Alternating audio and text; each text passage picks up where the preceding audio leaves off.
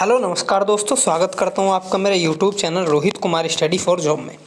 दोस्तों, जैसा कि आप सभी जानते हैं, मैं railway ALP and technician, NTPC और ग्रुप डी के पेपरों के प्रीवियस ईयर क्वेश्चंस आपको कराने वाला हूं। और प्रीवियस ईयर क्वेश्चन में हम जीके और जीएस का पोर्शन देख रहे हैं और ये इस वीडियो श्रृंखला की नंबर 2 है, यानी दूसरे नंबर की वीडियो है। इसका नाम हमने रखा है सफलता की कुंजी।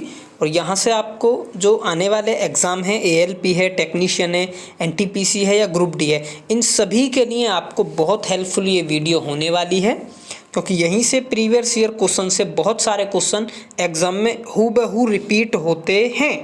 तो चलिए स्टार्ट करते हैं मेरे प्यारे दोस्त। दूसरी वीडियो हम बिल्कुल ऑफिशियल आंसर की से पढ़ रहे हैं सारे क्वेश्चंस को। ठीक है, तो जितने भी कैंडिडेट नए हैं वो सभी के सभी चैनल को सब्सक्राइब कर लीजिएगा, साथ ही बेल आइकन को भी दबा लीजिएगा। आज की वीडियो में दोस्तों हम देखने वाले हैं एएलपी एंड टेक्नीशियन का ही पेपर नंबर 2, जो कि 9/8/2018 में हुआ है। ठीक है, चलिए तो स्टार्ट करते हैं। सबसे पहला क्वेश्चन है, निम्नलिखित में से कौन सी धातु क्रोसिन तेल में संग्रहित होती है? यानी क्रोसिन के तेल में किस धातु को डुबोकर रखा जाता है?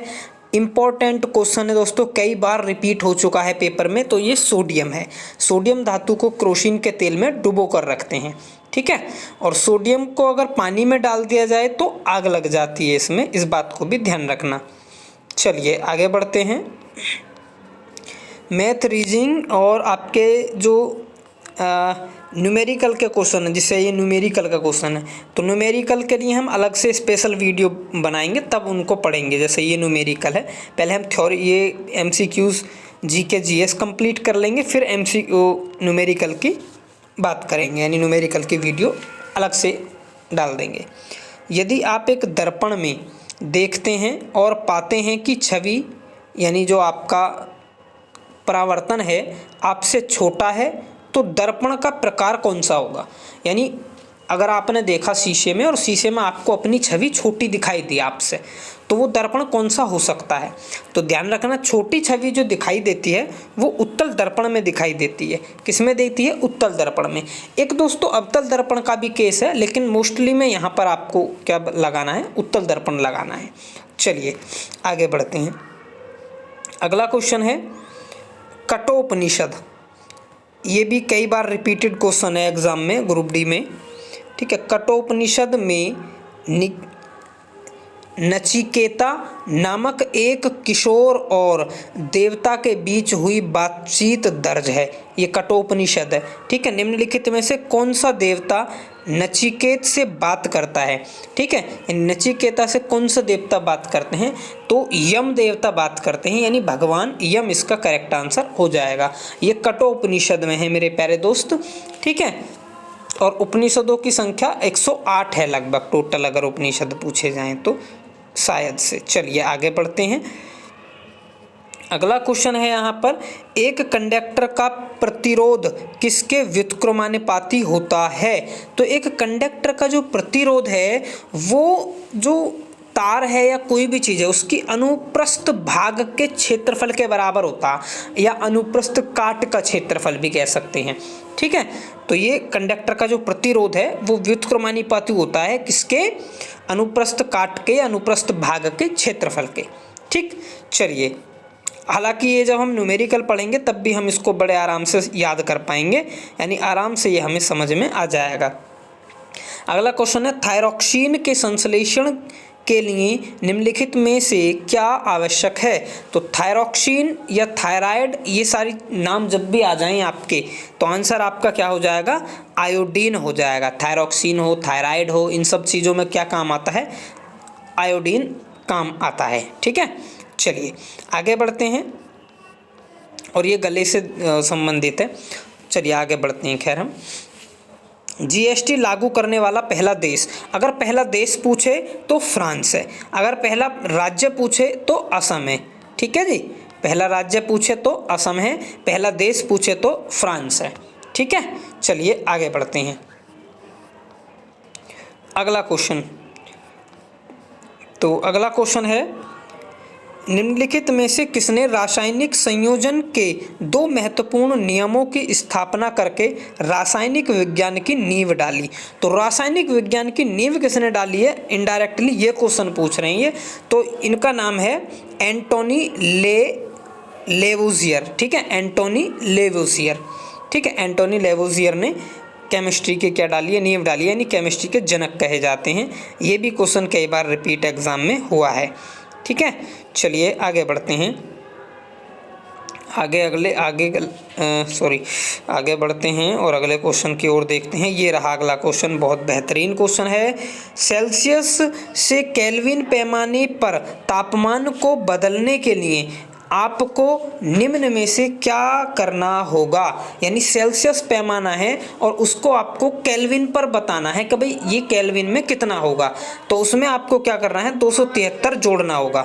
उसमें क्या जोड़ना होगा जी? 273 को जोड़ना होगा। ठीक है, चलिए आगे बढ़ते हैं। चलो नेक्स्ट क्वेश्चन देखते हैं मेरे प्यारे दोस्त। नेक्स्ट क्वेश्चन है, ये रहा नेक्स्ट क्वेश्चन। थोड़ा सा जूम कर देता हूँ, छोटा दिख रहा है। कहा है कि तत्व ए, बी और सी डोब्रेनिन ने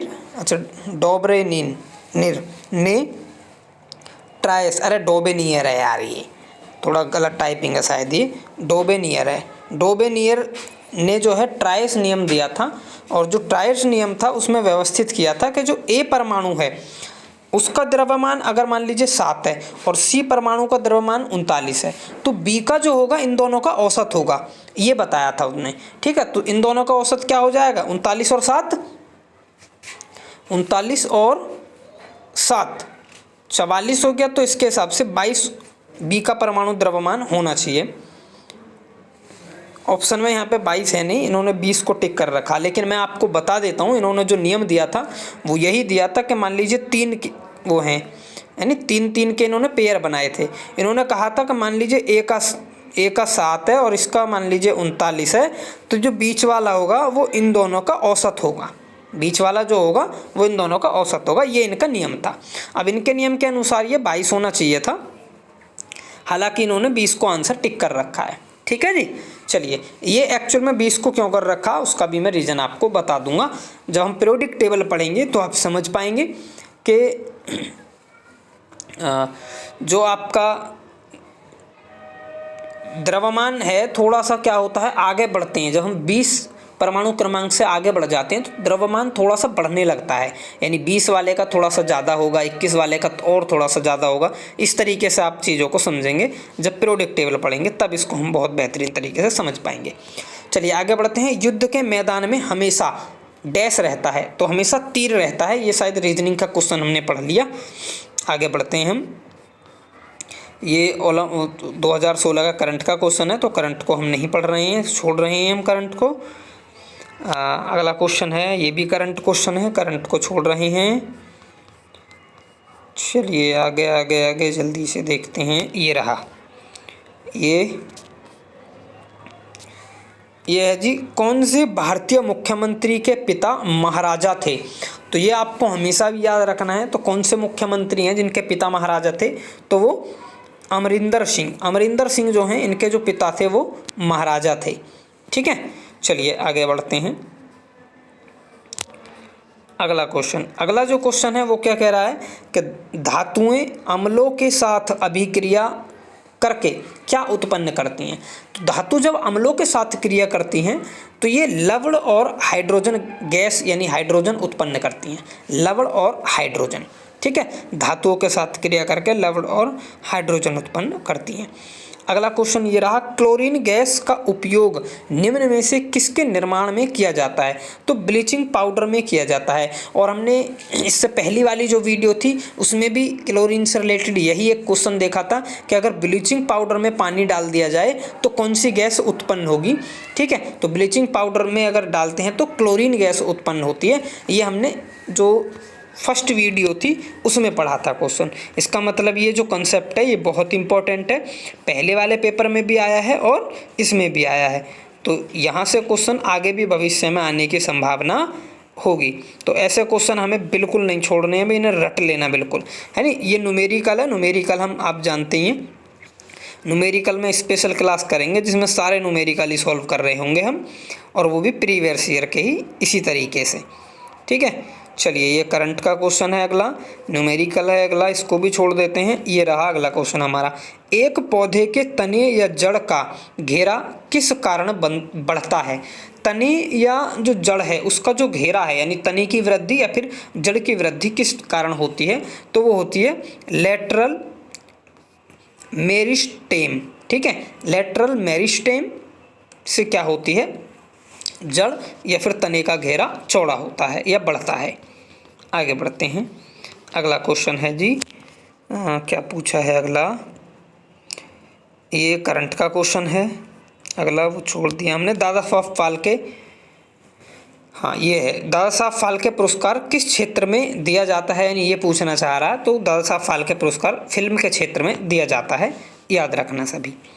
ठीक है, और पहला दादा साहब फाल्के पुरस्कार देविका को दिया गया था, देविका। उड़ीसा के अधिकतर डैश के कारण प्राकृतिक आपदाओं का सामना करना पड़ता है। तो उड़ीसा में ज़्यादातर आते हैं मेरे दोस्त चक्रवात। ठीक है, तो उड़ीसा के चक्रवात, अधिकतर चक्रवात के कारण प्राकृतिक आपदाओं का क्या सामना करना पड़ता है।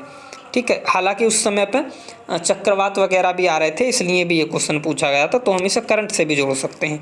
अगला क्वेश्चन है, मध्य प्रदेश का संबंध हीरे से ठीक वैसे ही है जैसे कर्नाटक का संबंध है। देखिए, मध्य प्रदेश से हीरा निकाला जाता है, तो कर्नाटक से क्या निकाला जाता है मेरे दोस्त, कर्नाटक से सोना निकाला जाता है।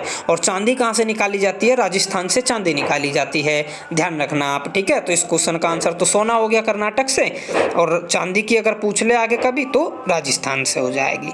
ठीक है, अगला एक क्वेश्चन है, देखिए, निम्नलिखित में से कौन बढ़ते भ्रूण के लिए पोषक ऊतक का कार्य करता है। बढ़ते भ्रूण के लिए पोषक ऊतक का कार्य करता है एंडोस्पर्म है मेरे प्यारे दोस्त, एंडोस्पर्म। और इम्पोर्टेंट क्वेश्चन है, कई बार रिपीट होगा ये पेपर में, आप देख लेना, कई बार आया हुआ है और ये। ठीक है, तो एंडोस्पर्म आप ध्यान रखेंगे हमेशा। आगे बढ़ते हैं अगले क्वेश्चन की ओर, और अगला क्वेश्चन है यहाँ पर, खाद्य पदार्थों में दुर्गंध आने मुख्य कारण दुर्गंध आने का मुख्य कारण जो है वो वसा और तेल का डैश है। तो वसा और तेल का ऑक्सीकरण है। वसा और तेल का जब ऑक्सीकरण होता है तो खाद्य पदार्थों में क्या आ जाती है, दुर्गंध आने लगती है। ठीक है, चलिए अगला क्वेश्चन देख लेते हैं, निम्नलिखित में से कौन सा प्रकृति में कभी अकेले नहीं होता। तो बल जो है वो कभी भी प्रकृति में अकेला नहीं मिलेगा आपको, इस बात को ध्यान रखना आप, बल प्रकृति में कभी अकेला नहीं मिलेगा। ठीक है, आगे के जो क्वेश्चन है रीजनिंग और मैथ के हैं, इसके अलावा करंट का एक क्वेश्चन था तो वो हमने छोड़ दिया है करंट का। चलिए आगे बढ़ते हैं, ये रहा एक और क्वेश्चन मेरे प्यारे दोस्त, यदि डैश शामिल हो तो और भी अधिक विविधता उत्पन्न हो जाती है। तो मेरे प्यारे दोस्त लैंगिक जनन, लैंगिक जनन में विविधता उत्पन्न होती है। सबसे ज़्यादा जो विविधता आपको पाई जाएगी वो लैंगिक जनन में ही पाई जाएगी। ठीक है, तो ये आपका 75 क्वेश्चन का सेट कंप्लीट हुआ मेरे प्यारे दोस्त। उम्मीद करता हूँ आपको वीडियो अच्छी लगी होगी, आपके एग्ज़ाम के लिए बहुत हेल्पफुल होंगी ये सीरीज़। तो आप प्लीज़ कंटिन्यू देखिएगा और सभी के सभी चैनल को सब्सक्राइब भी कर लीजिएगा मेरे प्यारे दोस्त। धन्यवाद मेरे भाइयों।